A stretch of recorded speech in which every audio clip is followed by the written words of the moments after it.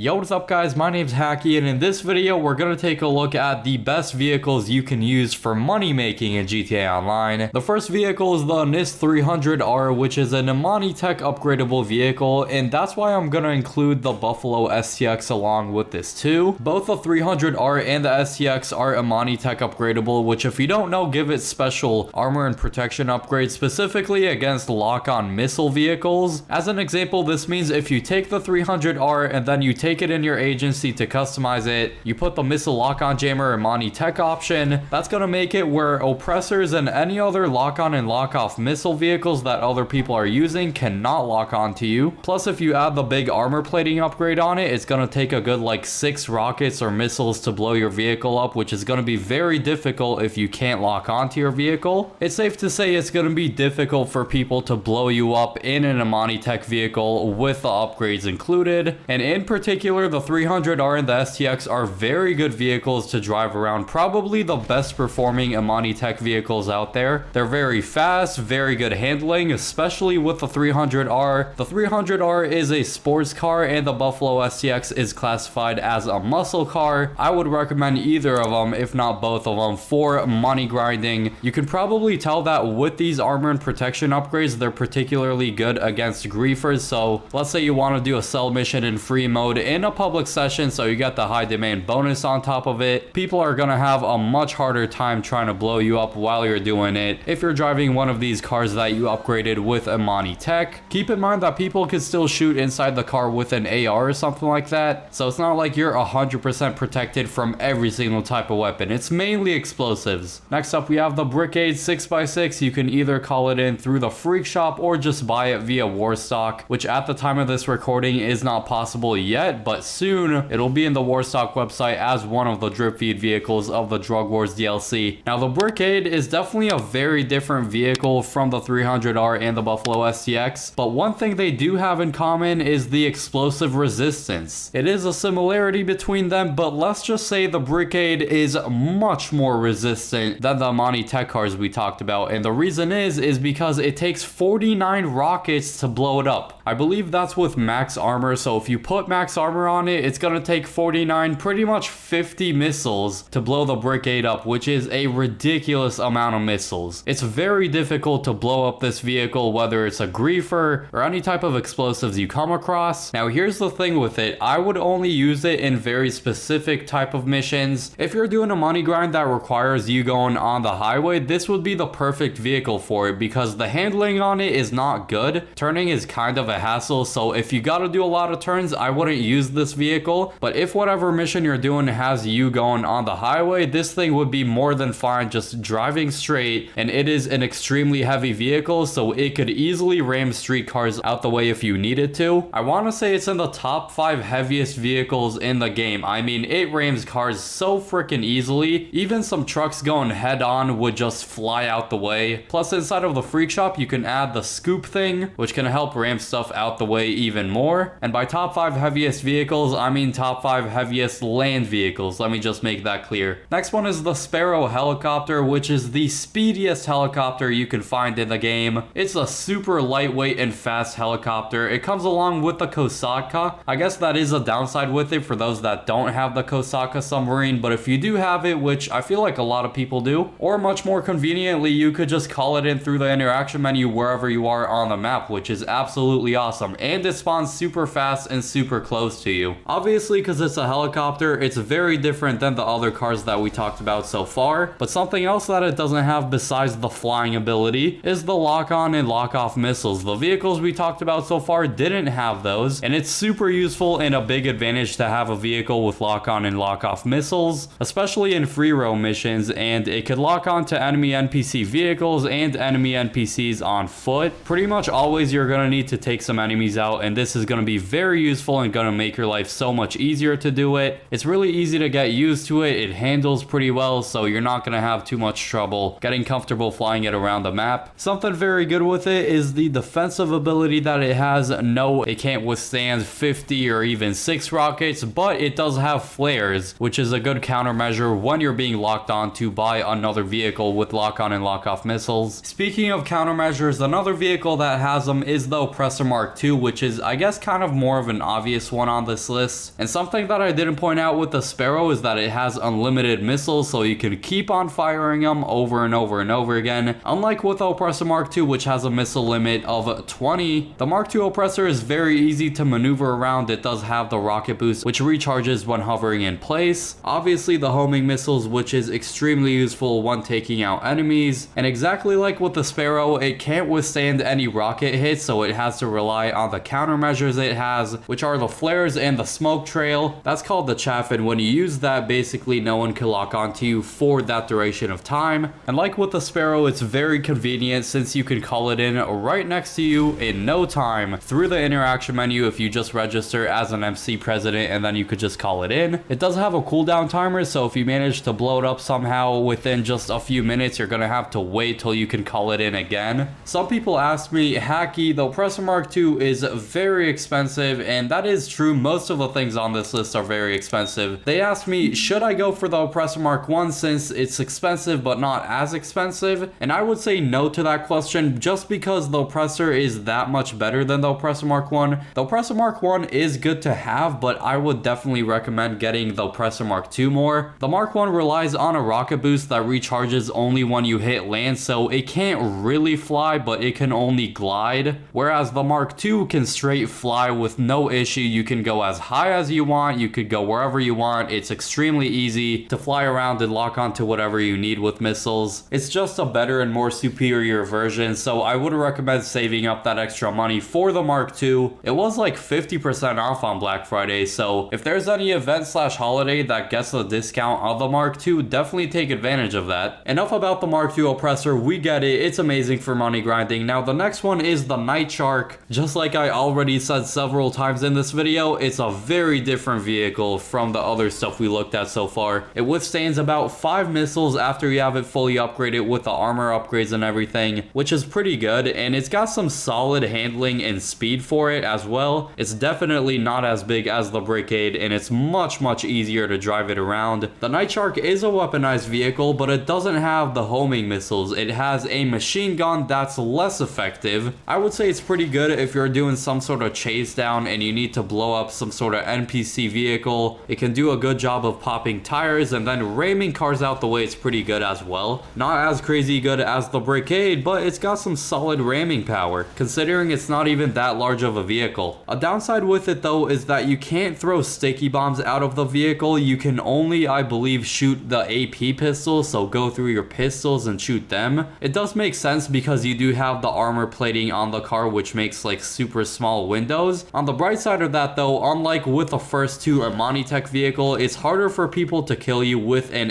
AR, just because it's more difficult for people to shoot you through the little window holes. The Night Shark's another good option. We have several different types of vehicles on this list, but they all do a pretty good job of helping you money grind. And for a short honorable mentions list, we have the Avenger, the Toreador, even though you can't call it in through specific missions now, so it's kind of limited, and finally the weaponized Tampa. Now click the video on screen for the best Oppressor Mark II counter vehicles you can use in GTA Online. I hope you all enjoy that video, and peace.